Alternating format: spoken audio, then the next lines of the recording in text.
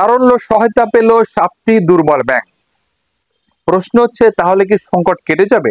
এটা নিয়ে ভিডিও তৈরি করার চেষ্টা করেছি, তাই ভিডিওটা কিন্তু খুবই গুরুত্বপূর্ণ, স্কিপ করবেন না প্লিজ, পুরোটা দেখার রিকোয়েস্ট করছি।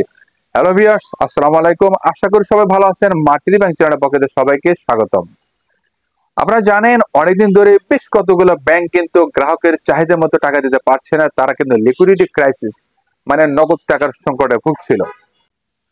14 নভেম্বর বৃহস্পতিবার বাংলাদেশ ব্যাংকের মুখপাত্র এবং নির্বাহী পরিচালক হোসনে আরা শিখা উনি কিন্তু গণমাধ্যমকে জানিয়েছেন, সেই সাথে আমার পেপার পত্রিকাতে জানতে পারলাম 10টা সবল ব্যাংক 7টি দুর্বল ব্যাংকে 6,585 কোটি টাকা তারল্য সহায়তা দিয়েছে, যেটা হচ্ছে বাংলাদেশ ব্যাংকের ক্রেডিট গ্যারান্টি স্কিমের আওতায়।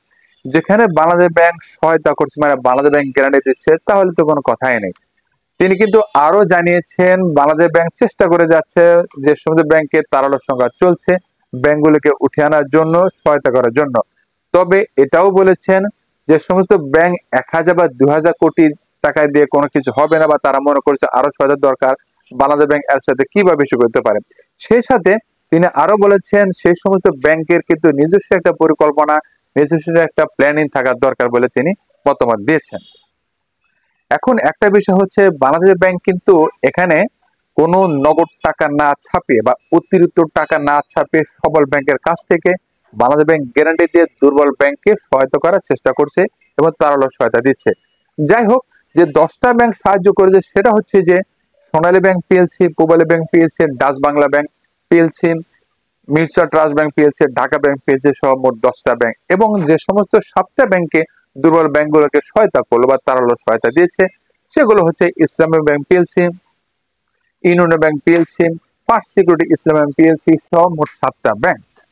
বাংলাদেশ ব্যাংকের governor doctor Ahsan EC Mansur sir উনি কিন্তু বলেছেন বাংলাদেশের যে সমস্ত ব্যাংকের সংকট চলছে এইগুলার সংকট কাটতে বা এই সংকট মোকাবেলা করতে কিছুদিন সময় লাগবে, 1 থেকে 2 বছর সময় লাগতে পারে। কিন্তু সবচেয়ে বড় বিষয় হচ্ছে তিনি কিন্তু বলেছেন কোনো ব্যাংক বন্ধ হবে না। ব্যাংক যদি বন্ধ না হয় বা কোনো দেউলিয়া না হয় তাহলে এটা কিন্তু অত্যন্ত সুখবর। কারণ কিছুদিন আগে কিন্তু অনেক মিডিয়ার মাধ্যমে হোক বা সোশ্যাল মিডিয়ার মাধ্যমে বিশেষ করে জানতে পারছিলাম যে হয়তো ব্যাংক বন্ধ হতে পারে, বা যদি বন্ধ হয়ে যায় গ্রাহক কত টাকা পাবে, বা যদি দেউলিয়া হয়ে যায় কত টাকা পাবে। যার কারণে ব্যাংকের গ্রাহকদের মধ্যে এবং ব্যাংকারদের মধ্যে কিন্তু এক ধরনের অস্থিরতা তৈরি হচ্ছিল। খুবই চিন্তার বিষয় ছিল, যারা টাকা উঠাতে পারছে না, আমরা যারা টাকা উঠাতে পারছিলাম না, যদি দেউলিয়া হয়ে যায়। কিন্তু একটা বেশি স্পষ্টভাবে জানতে পারলাম, উনি কিন্তু বলেছেন বাংলাদেশ ব্যাংকের গভর্নর স্যার বলেছেন যে কোনো ব্যাংক বন্ধ হবে না, সংকট কাটিয়ে উঠতে সময় লাগবে, আস্থা ফেরানোর চেষ্টা চলছে। যদি বাংলাদেশ ব্যাংকের সহায়তায় আস্থা ফেরানো যায়, যে সমস্ত ব্যাংকে তারা প্ল্যানিং করছে, যা তারল্য সহায়তা তারা নিচ্ছে, এবং তারাও নিজেরা কিন্তু বিভিন্ন মত বিনিময় করে বিভিন্ন সভা মিটিং করে কিন্তু ব্যাংকের গ্রাহকদের আস্থা ফেরানোর সহ তারা নতুন নতুন চ্যালেঞ্জের চেষ্টা করছে, এবং তারাও চিন্তা ভাবনা করছে যত দ্রুত সম্ভব এই সংকটটা কাটিয়ে ওঠা যায়। যেহেতু বাংলাদেশ ব্যাংকের কথা ছিল যে সমস্ত ব্যাংকের তারল্য সংকট চলছে সেখান থেকে গ্রাহক টাকা নিয়ে কিন্তু সবল কোনো ব্যাংকে রেখেছে বা অন্য কোনো ব্যাংকে রেখেছে, সেজন্য নতুন করে টাকা না ছাপিয়ে তারা কিন্তু সবল ব্যাংক থেকে টাকা নিয়ে দুর্বল ব্যাংকে দিচ্ছে। কারণ আপনারা জানেন যদি কোনো একটা দেশে অতিরিক্ত টাকা ছাপানো হয় তাহলে কিন্তু সেই দেশের মুদ্রাস্ফীতি বেড়ে যায়। মুদ্রাস্ফীতি যদি বেড়ে যায় তাহলে কিন্তু অর্থনীতিতে বিরাট একটা ধাক্কা লেগে যায়, মানে অর্থনীতিতে চরম একটা সংকটের তৈরি হয়। সেই তরফ থেকে আমার কাছে মনে হচ্ছে যে নগদ টাকা হয়তো না ছাপিয়ে সবল ব্যাংকের কাছ থেকে বাংলাদেশ ব্যাংকের ক্রেডিট গ্যারান্টি স্কিমের আওতায় দুর্বল ব্যাংকের সাহায্য করছে।